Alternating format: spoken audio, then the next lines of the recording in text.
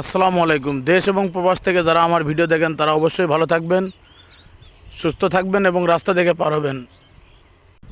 এত সুন্দর একটি সরিষার জমিতে আমি চলে এসেছি। শুধু সরিষা আর সরিষা। আর আমি আপনাদের একটা সুন্দর একটি জিনিস দেখাবো, আপনারা আশ্চর্য হয়ে যাবেন। খুব সুন্দর একটি গাছ দেখাবো আপনাদের। আগে সরিষা দেখায়নি, তারপরে গাছটা দেখাবো। গাছটা আপনাদের খুব ভালো লাগবে। হ্যাঁ ভাইস্তা, কি খবর?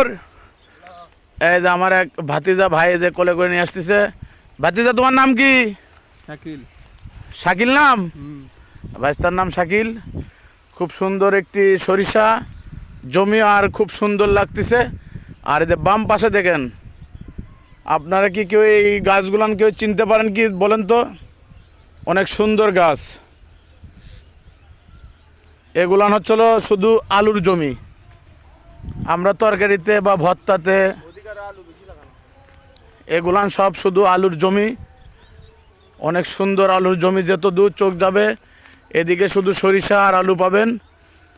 খুব সুন্দর সুন্দর সরিষার জমি আর আলু আমি আপনাদের দেখাচ্ছি, আপনাদের অনেক ভালো লাগবে। আমরা যারা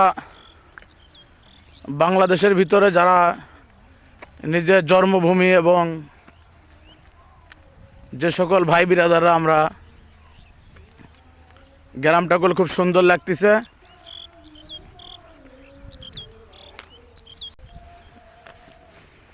খুব সুন্দর আলুর গাছ।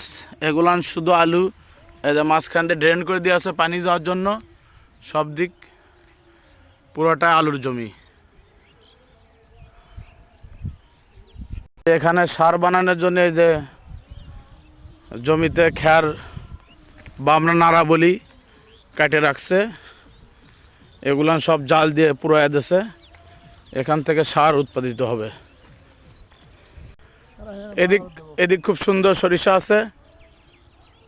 তাই এই গাছগুলান অল্প দিন বয়স, ফুলগুলান এখনো সুন্দরভাবে ফোটেনি।